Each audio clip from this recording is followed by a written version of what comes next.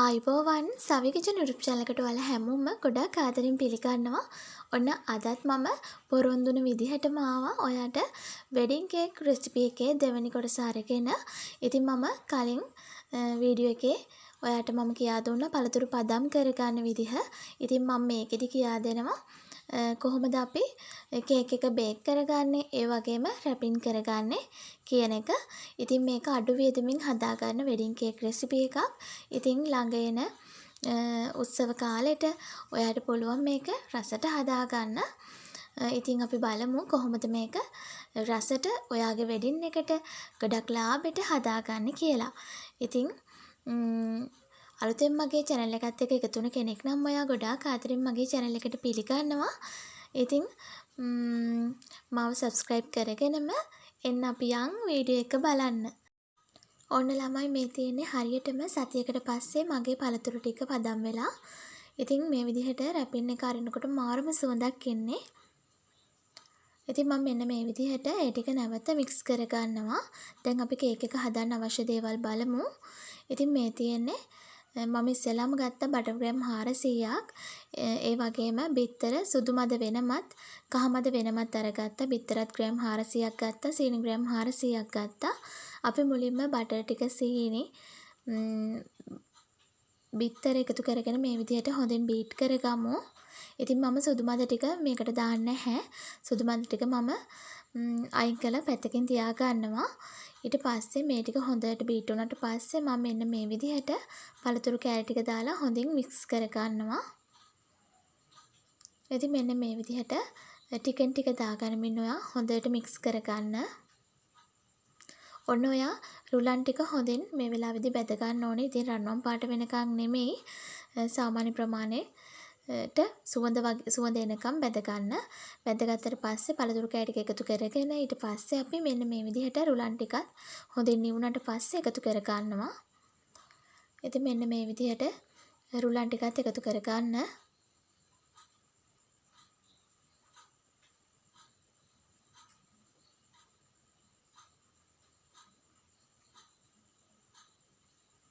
ඔන්න දැන් මම කේක් එක බේක් කරගන්න තැටිය මේ විදිහට ලෑස්ති කරගන්නවා. ඉතින් තැටියේ හොඳට බටර් ටිකක් ගා ගන්න. බටර් ටිකක් ගාගෙන මෙන්න මේ විදිහට පත්තර පිටු මම මෙතෙන්දී 5ක් විතර යටට දාගත්තා. නැත්තම් කේක් එක වැඩි වෙලා බේක් වෙන නිසා යට හොඳටම කර වෙන්න පුළුවන්. ඒක නිසා පත්තර අනිවාර්යයෙන්ම දාගන්න. ඊට උඩින් මම මෙන්න මේ විදිහට ඔයිල් පේපර් එකක් දාගෙන කේක් එක දාගත්තා. ඉතින් මේ තියෙන්නේ මගේ කේක් එක බේක් වුණාට පස්සේ ඉතින් මේක සෙල්සියස් අංශක 170ට විතර මේක බේක් කරගන්න. ඉතින් මම හරියටම මේක පැය 2කමාරක් විතර හොඳින් බේක් කරගත්තා.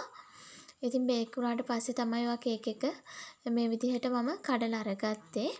ඉතින් උඩ ලස්සන බ්‍රවුන් කලර් එකකට එනකන් ඔයා කේක් එක බේක් කරගන්න ඕනේ. ඉතින් oven එකෙන් oven එකට මේකේ උෂ්ණත්වය වෙනස් වෙන්න පුළුවන්. ඉතින් මම කේක් එක මේ විදිහට හොඳටම නිවුණාට පස්සේ මෙන්න මේ විදිහට කඩලා අරගත්තා.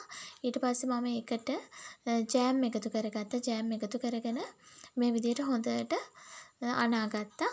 ඉතින් අනාගත්තට පස්සේ මෙන්න මේ විදිහට කේක් එක හදන ට්‍රේ එක අරගෙන ඒකට ඔයිල් පේපර් එකක් දාලා මෙන්න මේ විදිහට කේක් එක දාගන්න.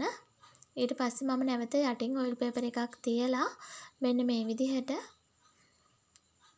ඔයිල් පේපර් එක ඉවත් කර ගන්නවා.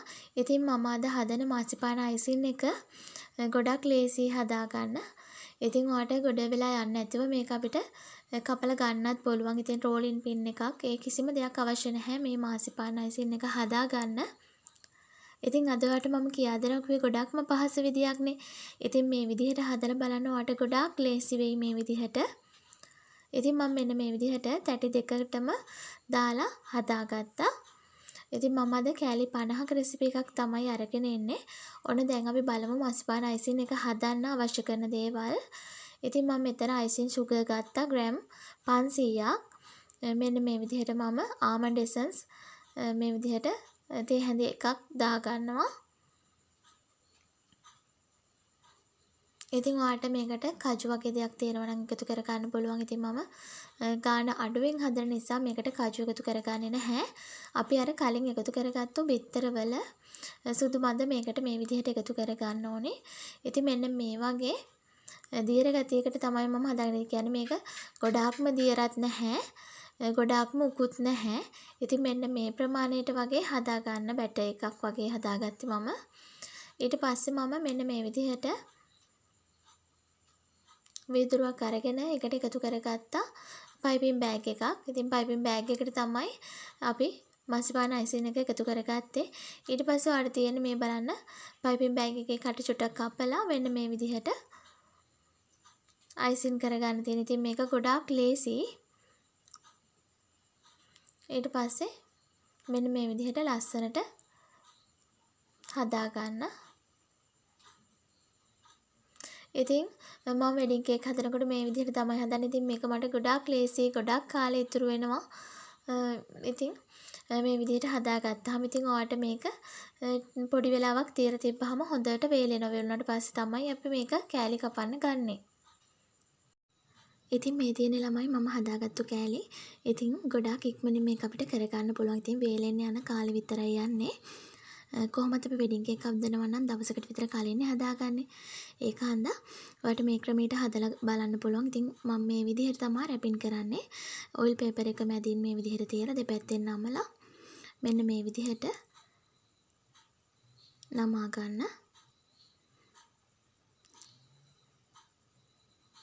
ඉතින් මේ විදිහට කරගත්තාම අපිට ගොඩාක් ලේසි. ඉතින් ඔයාගේ වෙඩින් එක වෙන්න පුළුවන්. දැන් ඉස්සරහට එන්නේ නැකත් මාස නිසා. ඉතින් ඔයාගේ යාළුවෙක් වෙන්න පුළුවන්. ඉතින් ඔයාට උනත් මේක හදා ගන්න පුළුවන්. ඉතින් මේ තියෙන්නේ මම රැපින් කරගත්තට පස්සේ ඉස්සෙල්ලාම ඔයිල් පේපර් එකේ රැපින් කරලා දැන් මේ විදිහට ඔයාලට බොක්ස් එකකට දාගන්න පුළුවන්. එහෙම නැත්නම් මෙන්න මේ විදිහට රැපින් කරගන්නත් පුළුවන්. ඉතින් ළමයි ඔයාට හිතනවා ඇති මේ ක්‍රමය ගොඩාක් ලේසි කියලා. ඉතින් මගේ වීඩියෝ එක හොඳයි නම් ලයික් එකක් දාන්න, කමෙන්ට් එකක් දාන්න. අනිවාර්යයෙන්ම යාළුවන්ටත් බලන්න, ෂෙයා කරන්න. ඉතින් මේ බලන්න මේක මම දික් අතට තමයි මේ විදිහට රැප් කරගන්නේ. ඔන්න මේ විදිහට නමාගත්තට පස්සේ සෙලෝ ටේප් කෑල්ලක් ගහ ගන්න ඕනේ. ඔන්න ළමයි ඔයාට මේ රැපින් පේපර්ස් ගන්න තියෙනවා. බුක් ෂොප් වලත් තියෙනවා. එහෙම නැත්නම් කේක් බඩු කඩවල තියෙනවා. ඉතින් ඔයාලට පුළුවන් එතනින් මේක ගන්න. ඉතින් ගොඩක් අඩු මුදලක් වෙන්නේ. ඉතින් මේ විදිහට නූලුත් තියෙනවා. ඉතින් මේ නූලුත් ඔයාලට ගැට ගහන නූල් ඒවත් ගන්න පුළුවන්. ඉතින් අඩු වේදමින් හදන නිසා තමයි මේ විදිහට මම නූලක් ගැට ගහලා හදන්නේ. නැත්නම් ඔයාලට බොක්ස් එකකට දා ගන්න පුළුවන් මේක. ඉතින් මේ විදිහට ගැට ගහගත්තාම ලෙහෙන්නේ නැහැ. ඉතින් ගොඩාක් ලේසි මේක කරගන්න. ඔන්න මං හිතනවා ළමයි ලොකු ගණන් දීලා හදන වෙඩින් කේක්ස් ඔයාට ගෙදෙද්දිම අඩු මුදලකට හදා ගන්න පුළුවන් කියලා. ඉතින් try කරලා බලන්න. ඉතින් ඔයාගේ වෙඩින් එකට ඔයාගේ යාළුවෙකුගේ වෙඩින් එකට ඔයාට සොන් රැකියාවකට උනත් මේක හොඳටම ගැලපෙන රෙසිපි එකක්. ඉතින් අනිවාර්යයෙන්ම හදලා බලලා කමෙන්ට් එකක් දාන්න අමතක කරන්න එපා. එහෙනම් තවත් දවසක අලුත් රෙසිපි එකකින් හමු වෙන බලාපොරොත්තු වෙමින් ගිහින් එන්නම්. සුබ දවසක් ඔයාලට.